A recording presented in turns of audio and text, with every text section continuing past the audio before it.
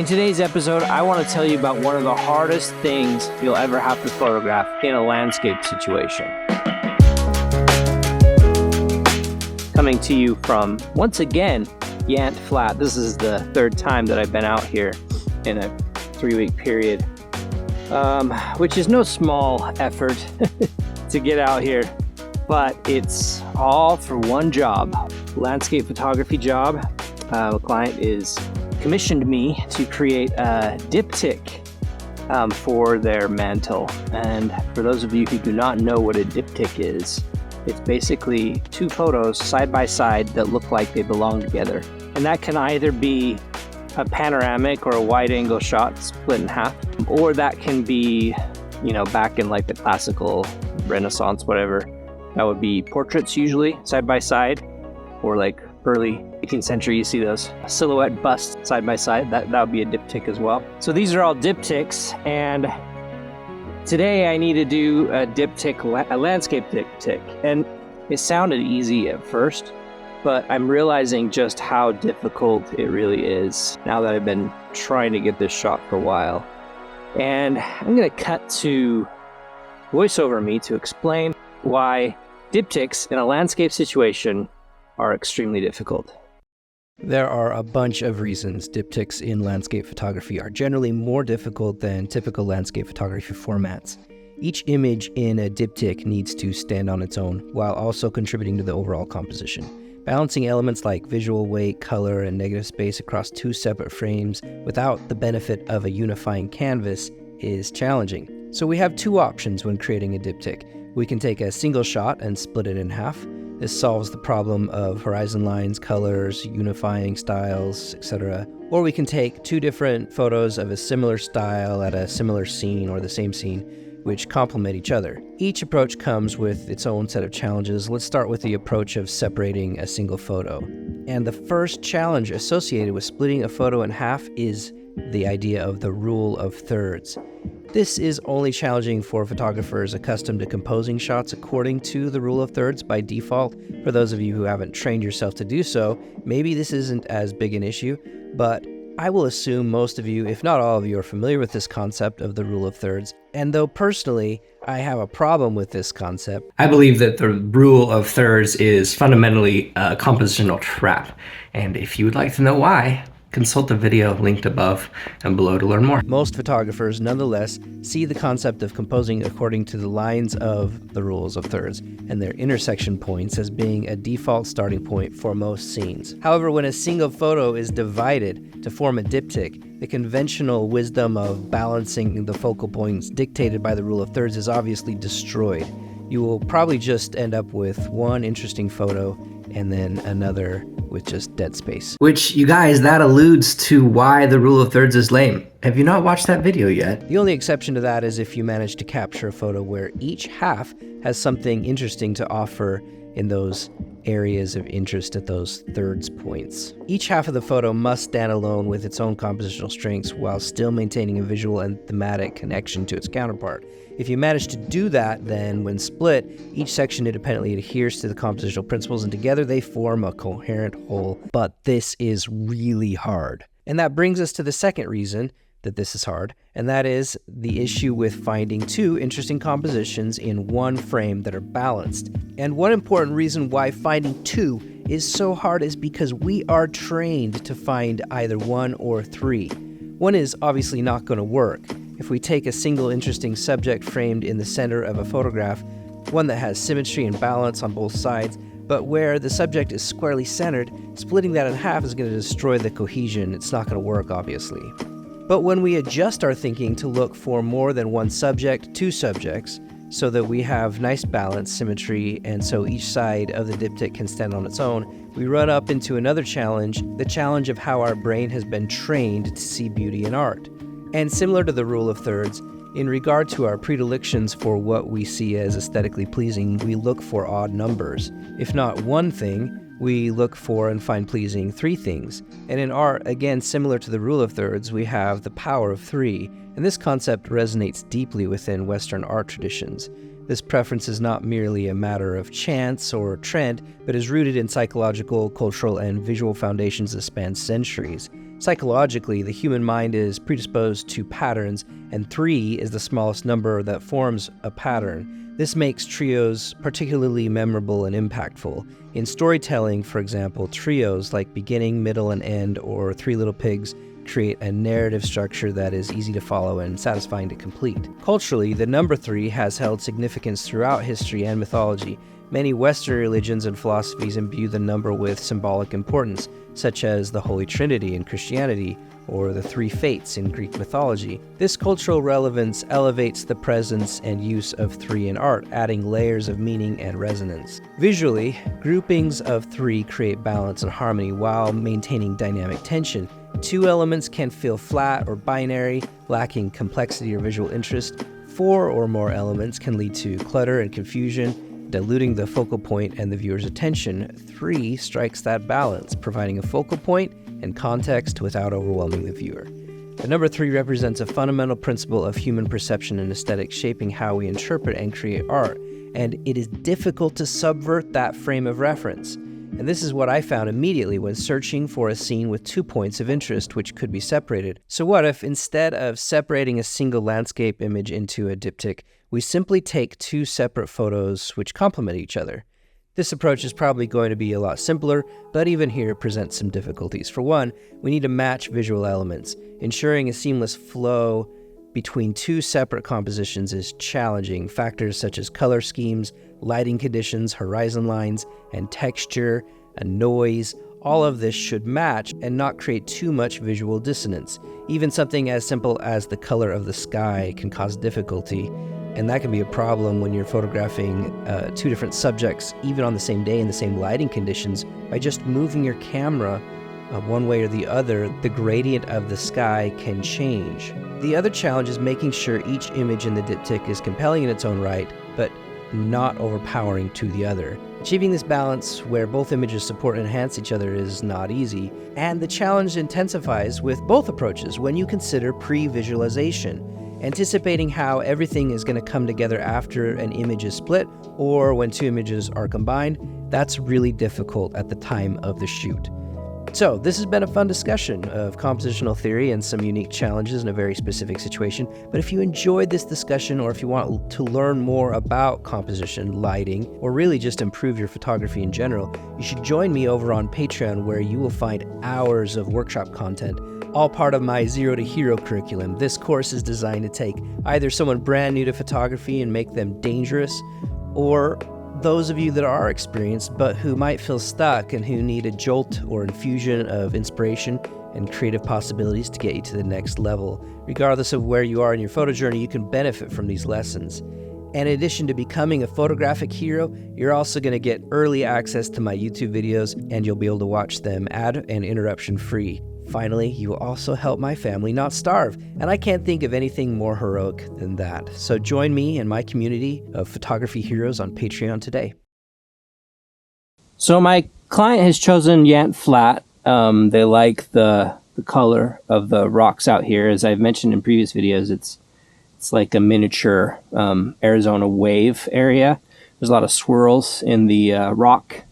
A lot of really interesting textures, a lot of beauty out here, but it is hard to photograph. There's no obvious shots that hit you over the head in compositions. I do believe that I've found a composition I like, but I don't know.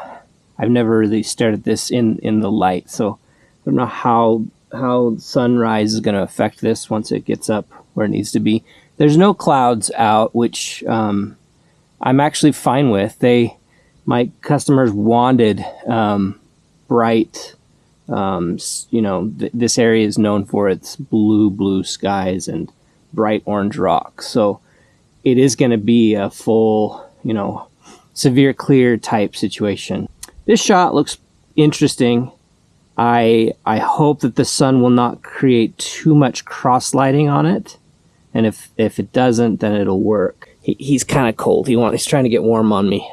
And he's shedding all over me, but that's okay. It's my fault he's out here, so we'll warm him up. What I found out here is that I'm not going to get a panoramic I like that I'll split in half. At least I don't think so. I'll certainly try to do that as I just haven't seen a composition I like, but I'll keep looking. And in the meantime, watching this scene to see how the light unfolds.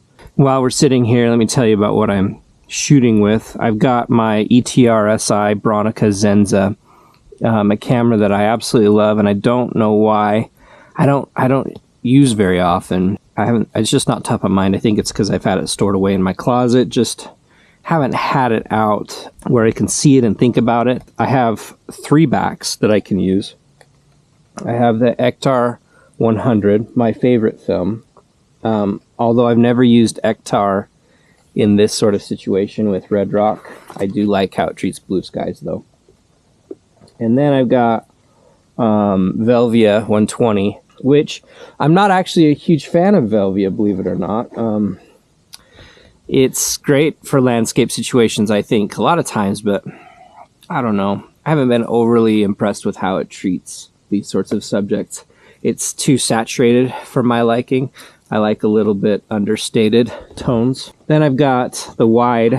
The wide back shoots a panoramic. I don't think it's quite a 65-24 like the Hasselblad X-Pan, but it is wider, kind of panoramic, and I love shooting with this. I have a separate video that I've either done or am working on. If it's done, I'll link to it above, with that in particular and why I love it so much. That one could work well, though, for a diptych style shot if I can find a panorama with 2 points of interest, as I've explained is a challenge, but I'm open to it if we see something today. So that's what I have to shoot with. So I'll set up and continue to wait as the sun makes its merry way across these rocks. While I've been waiting for the light to illuminate the subject, I've just been walking around and taking handheld shots. Got a couple of the dogs.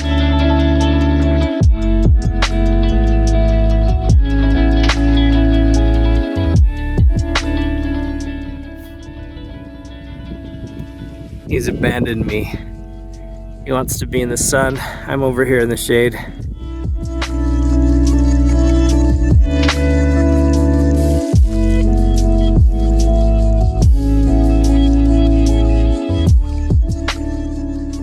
I'm over here somewhere photographing this feature here, like I said, but it's just taking forever. I need the sun.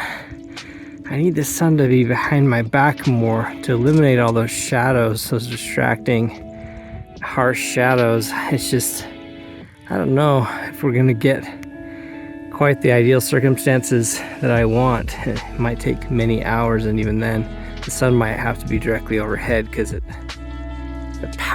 the winter pathway's over this way. Anyway, but while I've been looking around, I did realize there's a diptych shot maybe here that I hadn't seen before. And if you look at, you've got obviously this structure here and that structure there that match. If you slice right down the middle, that actually might work, especially since you've got a structure back there in the background, back there.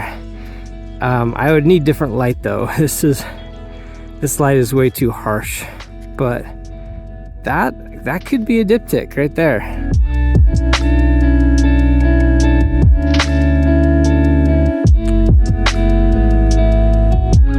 These puddles collect here in this little ravine, and I was planning on getting a shot, but I had no idea it would be frozen. And that's fortuitous because look at these really cool designs in the ice.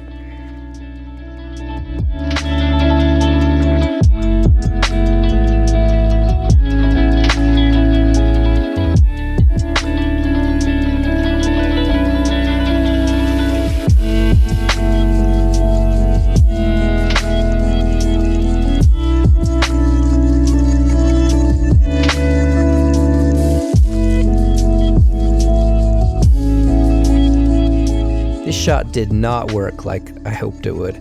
But before I talk about its shortcomings, let's just compare the colors. Here we have the Velvia 120 with its heavy green cast and its super saturated oranges, and compare that with the slightly more playful colors of the Ektar, which gives more teal in the skies and much less yellow in the greens and oranges. I'd love to hear which of these film stocks you like better, but as for me, I much prefer the Ektar. Now, regarding the composition, I am a fan of shooting in severe clear lighting, unlike most landscape photographers, but usually only if I can get the sun directly behind me. But with this location, I'm not sure there is any time of year or time of day where I could get the sun more behind me to eliminate those shadows. And with those shadows, I'm not completely satisfied with it. Additionally, this little ribbon of red that curves toward the composition in the foreground, it looks a lot more interesting at the scene and more compelling as a leading line toward the structure than this photo reflects.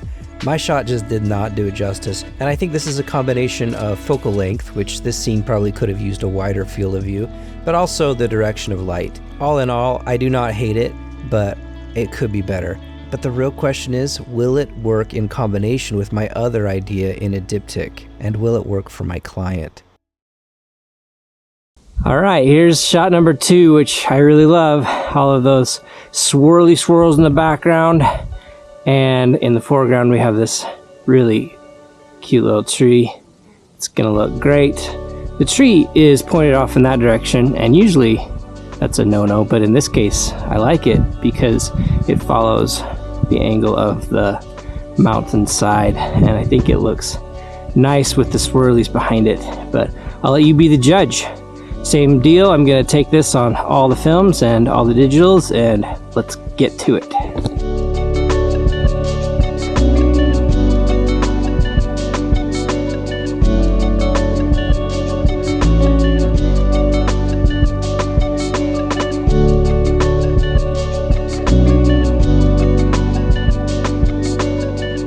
I like this shot more than the previous shot. I think the tree has nice character, and I particularly love the contrast between the curve of the tree and the curves of the waves and the rocks behind it. I also much preferred this shot on Ektar over Velvia. I won't even show you the Velvia. However, I do feel that the Ektar has a bit too much red in those shadows for my liking. When we combine the two photos into a diptych and simulate what it might look like in a real-world implementation, I do like it. I'm not disappointed with the way that it came together. I think the two compositions complement each other and could work well in a diptych. However, these photos will act as bookends to a flat-screen television and a mantle, as I'm showing here. And for that, I'm realizing they're simply too busy. They say, hey, look at me, I'm the focal point of this wall. But they shouldn't say that. The diptych should support the overall feeling of the room and provide a nice framework for the mantle and the television. As hard as it is to admit it as a photographer, the purpose that the photography needs to serve in this room is a supporting role, and these shots have missed that mark. But fortunately, I came to this location more than once, and at another time I took a photo that could be separated into two. Using my wide back on my Bronica, I was able to capture this shot. This shot was taken with Provia 100F. It is much more abstract and minimal. Its focus was on texture, and when we crop and separate it into two, I think we have the perfect diptych for this room that checks all the boxes. We've captured the beauty of the red rock and the unique textures which can be found at Yant Flat, which my client wanted. The photo, while not your epic landscape scene featuring dramatic foregrounds, midground, and background, they are interesting. The texture is lovely, the cotton candy skies that are the result of reflected light off of the red rock. It's not something you see every day, and it's pleasant. But it doesn't scream at you, it's understated, and so the diptych provides an appropriate supporting role in this room. And really, the only thing that matters here at the end of the day is that my client does love this shot. As an artist for hire, that matters really more than all other considerations. But that's all I've got for you today, guys. I hope you enjoyed the philosophy, the adventure, the trials and errors, and if you did, please consider supporting me on Patreon. And in the meantime, remember to do good with your camera, and we'll talk to you again real soon.